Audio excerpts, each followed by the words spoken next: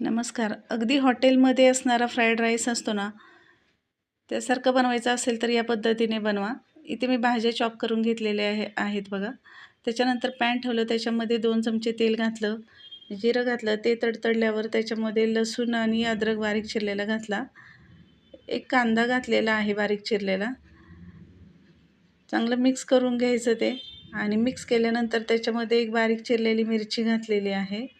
तुमच्याकडे ज्या भाज्या कोणत्याही असतील त्या घालू शकता तुम्ही. माझ्याकडे एवढ्याच होत्या, त्यामुळे मी एवढेच घातलेले आहेत. कांदापात घातली, गाजर घातलं बारीक चिरलेलं, त्याच्यानंतर कोबी घातला.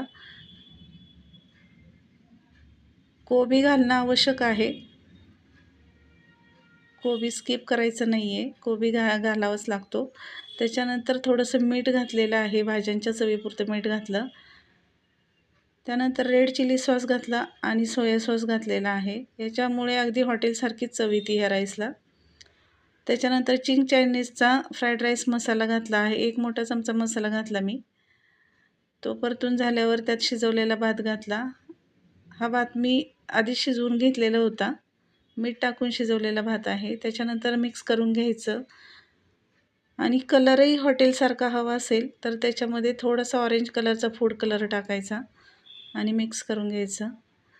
बघा कसा हॉटेलसारखाच दिसतो आहे की नाही, आणि खायलाही एकदम सुंदर लागतो. हॉटेलसारखाच सेम टेस्ट येते त्याची. तुम्ही नक्की करून बघा आणि लाईक करा आणि सबस्क्राईब करा.